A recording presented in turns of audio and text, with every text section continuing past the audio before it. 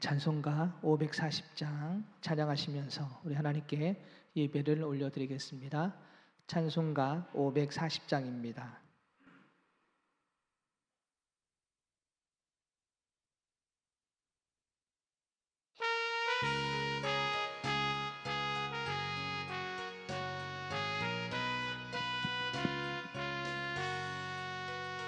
주의 음성을 내가 들으니 사랑한단 말일세. 믿는 마음으로 주께 가오니 나를 영접하소서. 내가 매일 십자가 앞에 더 가까이 가오리.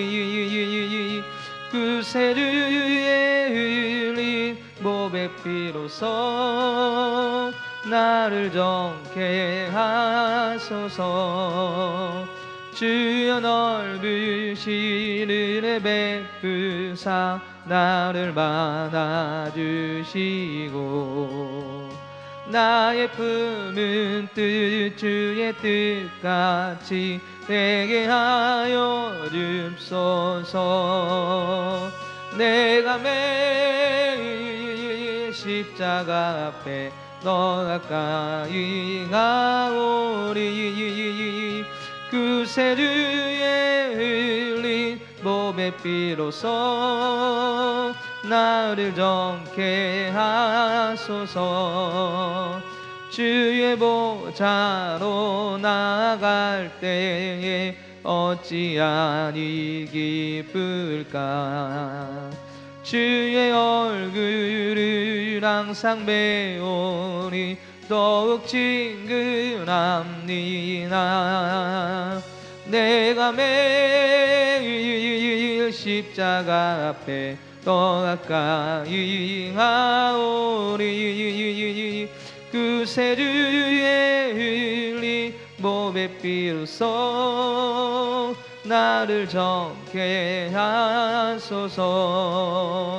우리 구주의 넓은 사랑을 증량할 자 없으며 주가 주시는 참된 기쁨도 헤아릴 수 없도다.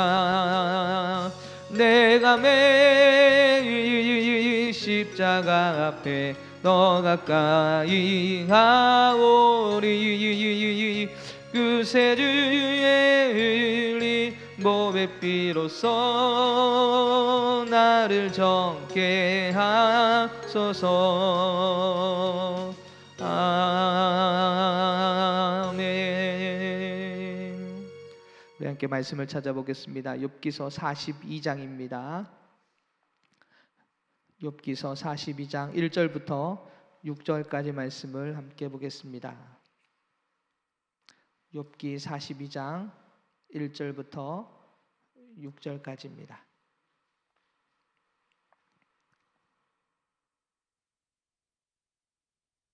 제가 가지고 있는 성경책으로 구약 803면에 있습니다. 욥기서 42장 1절부터 6절의 말씀을 우리 한 절씩 우리 교독하도록 하겠습니다.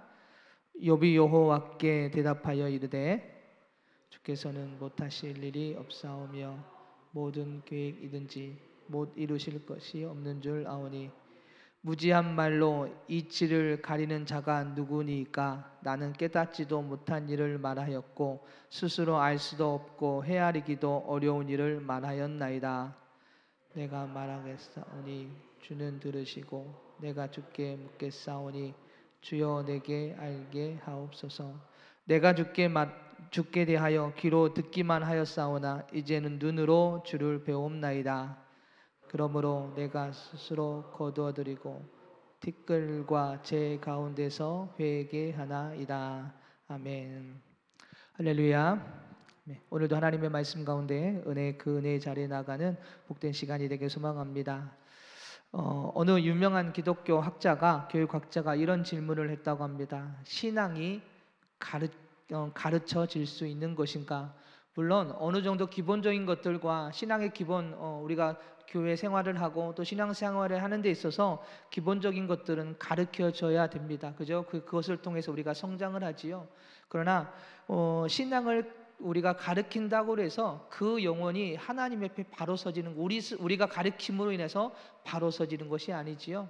그래서 오늘 이 유명한 이 기독교 학자가 신앙이 가르쳐질 수 있는 것인가라고 학생들에게 질문을 했다고 합니다. 이것은 반대로 이야기하면, 내가 예수님을 믿기 시작을 했다면 개인별로 누구를 찾아야 돼요? 하나님을 찾고 그 은혜 속에서 살아가야 내 안에 신앙이 성장을 하고 또 그 하나님의 말씀을 통해 우리가 배워 나아가게 되고 가르침을 받게 되고 세워지게 된다는 것을 이야기하는 것으로 그런 의도로 아마 이 학자가 이야기를 했던 것 같습니다. 이 욥의 고난 앞에 세 명의 친구들, 그리고 나중에 등장했던 이 엘리후까지 고난을 당한 욥을 향하여서 그들이 이야기를 많이 했습니다. 자신이 가지고 있는 지혜 안에서 그들은 그렇게 이야기를 하지요. 그러나 아무리 신앙 안에서 이야기를 하더라도, 유명한 지혜자가 한 말을 인용해서 했더라도 욥을 향하여 말한 것들은 하나님의 주권에 대한 모든 것을 이야기하지 못했습니다. 그들이 가지고 있는 지혜로는 하나님을 모두 설명하지 못했습니다. 바꿔서 이야기하면 지금 욥이 받고 있는 고난에 대해서 그들이 설명하지 못했다라는 이야기입니다. 자신들이 가지고 있는 지혜가 전부라고 생각해서 계속해서 욥을 향하여서 너가 이래서 잘못해서 고난이 찾아왔고 이래서 힘든 거야라고 이야기했지만, 하나님이 원하시는 욥을 통해서 말씀하시려고 한 것을 그들은 이야기하지 못했다는 이야기입니다. 그렇습니다. 우리가 갖고 있는 신앙의 지혜와 지식, 그리고 경험을 통해서 오는 은혜가 분명히 있지요. 그렇더라도 그것이 하나님의 주권 전체를 설명할 수는 없습니다. 전체를 우리가 알 수도 없습니다. 욥의 고난 앞에 나타났던 이 엘리마스와 빌닷과 소발, 그리고 그 뒤에 등장한 엘리후까지, 그들은요 사실은 진정으로 욥이 회복되기를 원했습니다. 그래서 모두 욥을 떠날 때 그 아내 되던 사람도 하나님을 욕하고 그저 욕해라라고까지 이야기했던 이 아내마저도 떠났는데, 오늘 이 세 명의 친구들은 모두가 떠날 때 욥을 찾아왔던 인물들입니다. 그래서 욥이 회복되기를 그들은 원했지요. 회복되기를 원해서 그들은 그렇게 이야기하기 시작합니다. 그래서 그들은 자신이 가지고 있는 지혜를 가지고 열심히 욥을 위로하고 열심히 가르쳤지만, 반대로 어떻게 했습니까? 욥에게 상처를 주는 말을 하게 되었던 것이죠. 근데 반대로 욥도 마찬가지였습니다. 욥은 자신이 가지고 있는 지혜와 신앙을 가지고 친구들의 공격에 맞서 변론을 합니다. 왜냐하면 욥은 하나님을 향해 나아가기 무단히 노력했던 인물이다. 그래서 성경은 그를 의인이라고까지 표현했던 것을 보게 됩니다. 특히 그는 정결함, 깨끗함, 성결함을 위해서 어떻게 했습니까? 잔치가 벌어지면 잔치가 끝난 뒤에는 항상 번제를 드려서 자신과 가족이 죄로부터 깨끗하기 위해서 항상 하나님 앞에 나와 그렇게 예배를 드렸던 인물이 욥이었습니다. 그래서 더욱 자신에게 고난이 찾아온 것을 이해할 수가 없었습니다. 여러분 그렇지 않습니까? 내가 하나님 앞에 바로 서 있고 요즘에 기도도 더 잘 되는 것 같고 더 말씀도 잘 읽어지는 것 같고 예배도 더 열심히 나가는 것 같은데, 갑자기 나에게 힘든 일이 찾아오면 이해가 되질 않아요. 그러지 않습니까?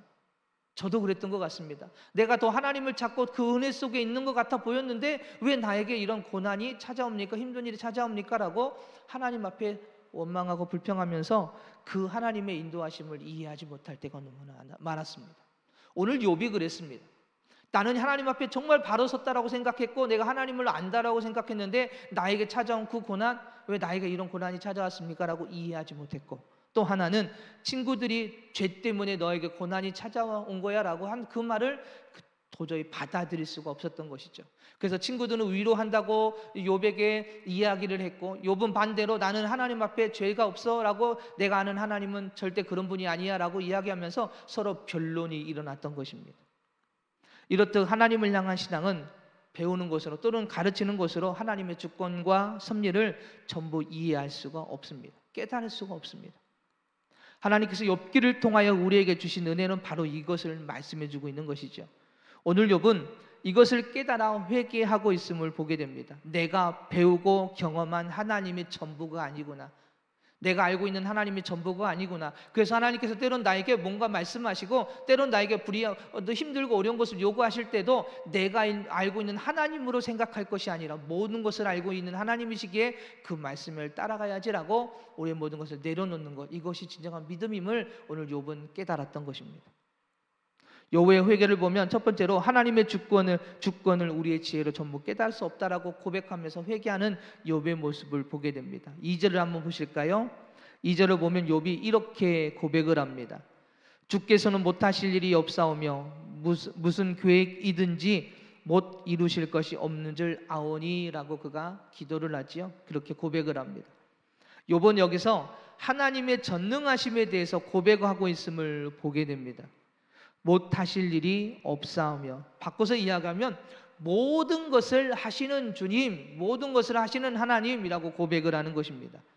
그러나 여러분, 우리도 이런 고백을 많이 하지 않습니까? 모든 것을 하시는 주님이라고 우리가 고백을 합니다. 나의 문제, 나의 그 아픔, 나의 고통 등을 해결하시는 분이 하나님이십니다. 그래서 우리가 이렇게 고백을 합니다. 세상에서 해결할 수 없는 이 일들을 하시는 분이 하나님이십니다. 그래서 그 일에 능력 있으신 분, 모든 것을 하시는 주님, 모든 것을 하시는 하나님이라고 고백을 합니다. 욥의 세 친구들과 그리고 엘리후가 주장했던 것이 바로 여기에 있습니다. 하나님을 믿고 의지하는 의인은 모든 능력 있으신 하나님이 보호하시고 보상해 주시고 인도해 주시지만 죄를 지은 죄인은 하나님께서 벌하신다. 그래서 욥을 향하여서도 너가 고난 받는 것을 보니 너가 죄를 지어서 고난을 받는 거야 라고 이야기를 했던 것이지요. 사실 이것이 이들의 지혜였고 사실 우리의 지혜인지도 모르겠습니다. 그러나 모든 것을 하시는 주님이라는 말은 세상에서 해결할 수 없는 나의 모든 문제를 해결하시는 주님을 뛰어넘어서 때로는 나에게 아픔도 주시고 때로는 내가 이해할 수 없는 일들을 요구하시는 분이 하나님이심을 말씀해 주고 계시는 것이죠. 오늘 욥이 그랬습니다. 내가 정말로 하나님 앞에 뭔가를 열심히 더욱더 나가려고 노력했는데 반대로 나에게 고난이 찾아온 그 하나님의 인도하심을 이해할 수가 없었고 받아들일 수가 없었지요. 그런데 오늘 이 하나님의 그 말씀을 듣고 나서 인도하심을 보고 나서 그때서야 깨달았던 것이죠. 모든 것을 하시는 주님은 좋은 것만 나에게 주시는 것이 아니라 나의 모든 문제들만 해결하시는 것이 아니라 때론 나에게 아픔도 주시고 고통도 주시고 이해할 수 없는 것들도 요구하시는 분이 하나님이시구나. 그러나 그것이 나를 괴롭히고 힘들게 하고 쓰러지려고 하는 것이 아니라 나에게 더 큰 믿음과 선한 길로 인도해 주시고 가르쳐 주시기 위함이라는 것을 오늘 욥은 알았던 것입니다. 그래서 오늘 욥이 회개하며 다시 한번 주님 앞에 기도하며 나아가는 것을 보게 됩니다. 사람은 사람을 존중해 주어야 합니다. 인간은 인간에게서 존중을 받아야 되는 건 맞습니다. 하지만 하나님 앞에서는 아닙니다. 하나님은 우리에게 어떤 것도 요구하실 수 있는 분이 하나님이십니다. 절대 주권자가 되시고 우리의 주인이 되신다라는 이야기입니다. 오늘 욥은 바로 그것을 깨달았던 것입니다. 자신의 고난을 부당하다라고 생각을 했습니다. 자신은 의인에 속한 자라고 생각해서 자신에게 찾아온 고난은 부당하고 잘못된 것이라고 생각한 것들을 오늘 그는 그렇게 회개하며 나아가게 됩니다.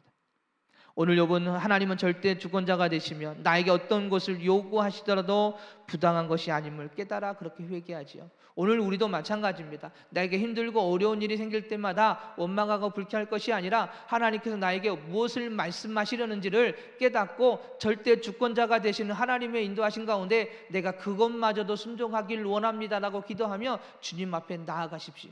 그럴 때 주님께서는 물론 문제들도 해결해 주시지만 더 중요한 것은 하나님의 그 인도하심과 우리를 향한 그 믿음의 모습이 성장할 수 있도록 인도해 주시고 그리고 그 믿음이 성장할 때 주님의 일하심을 더 크게 바라보게 되고 그리고 순종하게 된다라는 것입니다. 여러분, 절대 주권자가 되심을 깨달았다는 것은 나에게 좋은 일과 풍성함만을 채워주신 분이 아니라 때로는 고난과 아픔, 힘든 일도 주시는 분이 하나님이심을 인정하는 것입니다. 그래서 모든 것을 하시는 분이 하나님이시다. 그것을 인정하는 자가 믿음이 성장합니다. 어떤 상황이 되어도 주님을 따르게 돼요. 그저 주님을 따른다는 것은 좋은 일만 있을 때 따르는 것이 아니지 않습니까? 힘든 일이 있을 때도 주님을 따라야 합니다. 그런데 이것을 인정하는 자가 주님을 따르게 되는 것이지요. 여러분, 아브라함을 한번 생각해 보십시오. 아브라함을 우리는 뭐라고 부릅니까? 믿음의 조상이다라고 우리가 부릅니다. 그런데 그렇게 불리운 이유는 무엇입니까? 그는 하나님께 바로 이 권리가 있으면 하나님의 절대 주권자가 되심을 인정한 인물이었기 때문에 그렇습니다. 그래서 그는 백세나 되어 낳은 이 아들 얼마나 소중했겠습니까? 얼마나 귀한 아들이었습니까? 그런데 하나님께서 그를 뭐라고 그 아들을 향하여 뭐라고 이야기합니까? 저 아들을 바치라라고 하나님께서 말씀하시죠. 그랬을 때 이 아브라함의 그 말씀을 따라 순종하며 나아갑니다. 자신의 것을 드려야 하는 상황, 특히 가장 소중하고 사랑하는 아들을 제물로 바쳐야 하는 상황, 하나님께서 분명히 아들을 주신다고 했는데, 그래서 주신 아들, 근데 왜 다시 빼앗아 가십니까? 라고 원망하고 불평할 수도 있는데, 그는 그 말씀에 부당하다고 생각하고 이해되지 않는 하나님의 말씀, 그럼에도 불구하고 그가 하나님 앞에 드리려고 그 아들을 데리고 가지 않습니까? 절대 주권자가 되시며 그 말 순종해야 된다는 것을 알았던 이 아브라함은 순종하며 하나님 앞에 나아갑니다. 그랬더니 그의 모습을 보고 하나님은 그의 믿음을 인정하십니다. 그리고 그를 더 선한 길로, 축복의 길로, 믿음의 조상으로 세워주십니다. 욥기를 통하여 우리에게 주시는 은혜는 바로 여기에 있는 줄 믿습니다.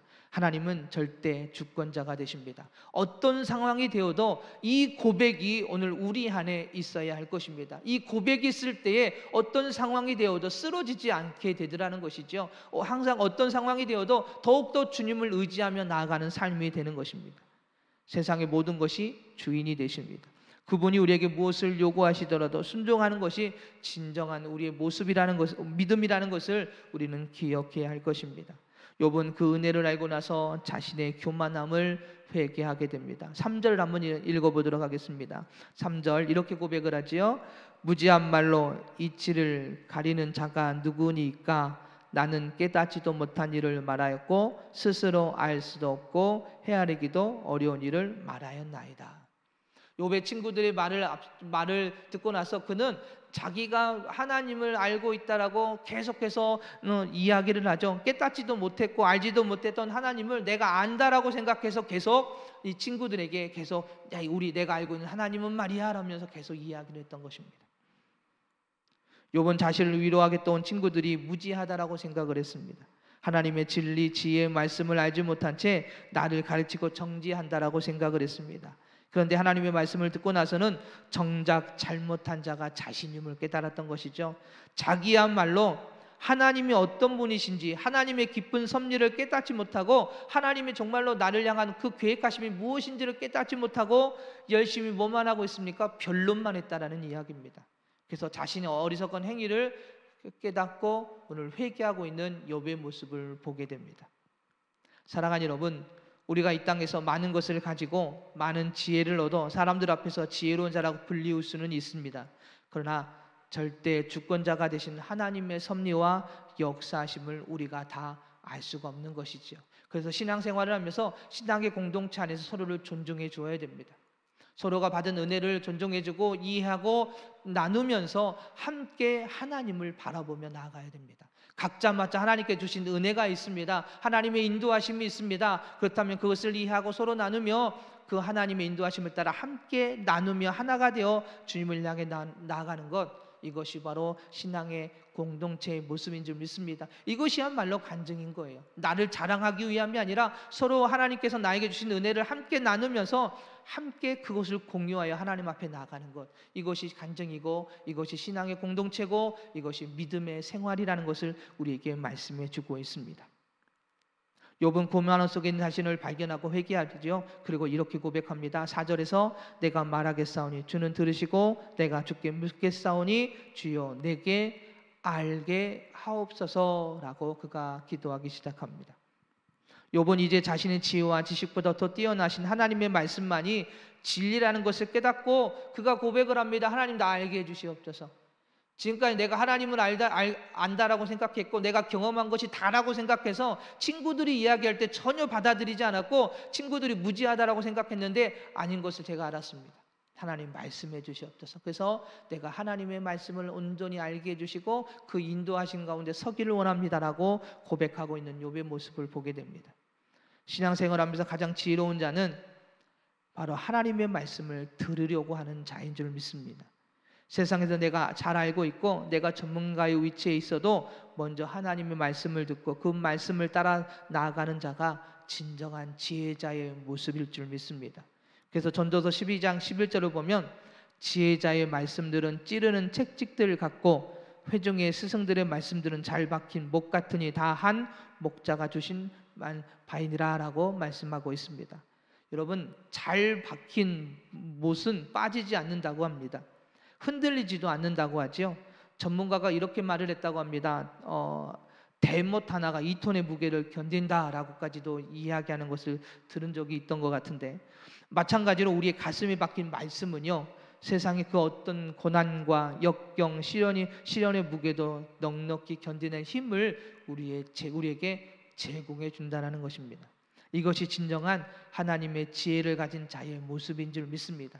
그래서 우리는 무지할 수 있습니다. 연약할 수 있습니다. 그죠? 다 알 수가 없는 것이 우리의 모습이죠. 그렇기 때문에 더욱더 누구를 찾아야 돼요? 주님을 찾아서 주님의 말씀을 알길 원합니다라고 말씀을 사모함으로 그 말씀의 자리에 나아갈 수 있는 신앙의 모습이 오늘 우리 안에 있어야 될 줄 믿습니다.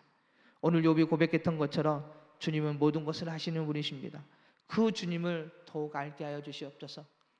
그리고 그 주님의 인도하신 가운데 서게 하여 주시옵소서라고 기도하며 나아가는 우리 모두가 되길 소망합니다. 찬송가 우리 앞에서 불렀던 540장 주의 음성을 내가 들으니 후렴교에 보면 이렇게 고백하고 있습니다. 내가 매일 십자가 앞에 더 가까이 가오니. 오늘 우리는 더욱더 주님을 알기 위해서 십자가 앞에 주님 앞에 찾고 구하는 신앙이 되어야 될 것입니다. 그럴 때 주님을 알게 되고 또 주님의 말씀을 더 깨닫게 되고 주님의 인도하심을 알게 되고 일하심을 알게 되어 무지함이 아니라 그 지혜 속에서 하나님의 인도하신 가운데 서게 되는 줄 믿습니다. 오늘도 이 새벽에 그러기 위해서 우리가 나온 것 아니겠습니까? 오늘도 함께 기도하며 나갈 때 찬양의 고백처럼 내가 매일매일 십자가 앞에 나가길 원합니다.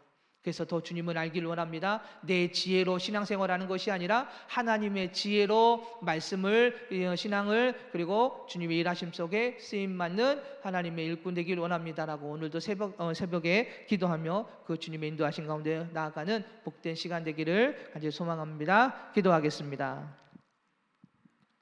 할렐루야. 사랑이 많으신 하나님, 저희들은 모든 것을 알고 있다라고 생각을 하고 신앙생활을 합니다. 내가 알고 있는 것이 더 뛰어나다라고 생각할 때가 너무나도 많았습니다. 연약한 저희들의 삶을 용서해 주시고 하나님, 저희들이 갖고 있는 지혜가 있다 할지라도 그것이 하나님의 전부를 설명할 수도 알 수도 없음을 고백하오니 오늘 이 시간 저희들의 연약하고 교만했던 삶을 용서하여 주시고 오직 십자가 앞에 더욱더 나아가 주님을 알게 하여 주시고 그 은혜로 살아가는 저희들 되게 하여 주시옵소서. 그리고 그 말씀에 순종하는 삶이 되어지기를 원하오니 오늘 이 새벽에도 다시 말씀하여 주시고 주님을 바라보게 해 주시고 겸손히 주님의 인도하신 가운데 서 나가는 저희들 되게 하여 주시옵소서. 사랑이 많으신 예수님의 이름으로 기도드립니다.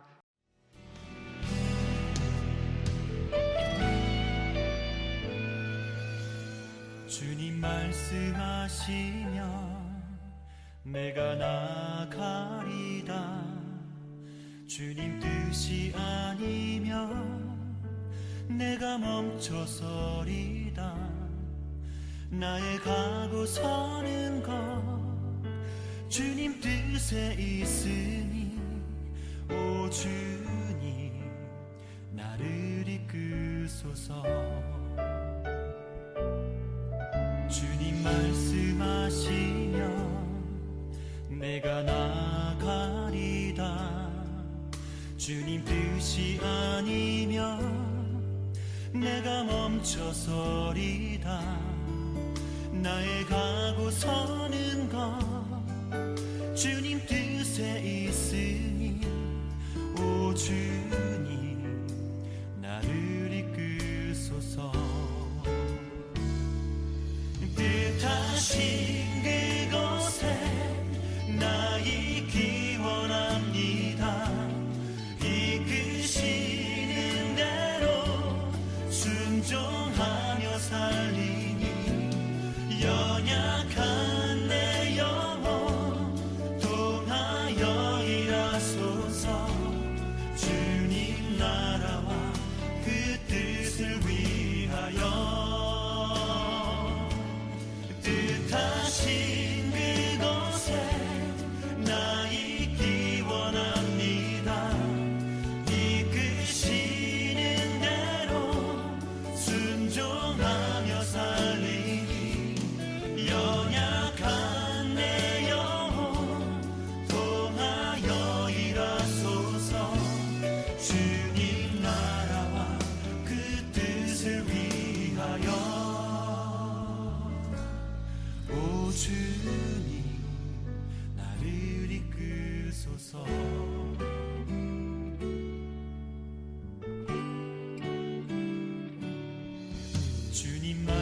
말씀하시면 내가 나가리다. 주님 뜻이 아니면 내가 멈춰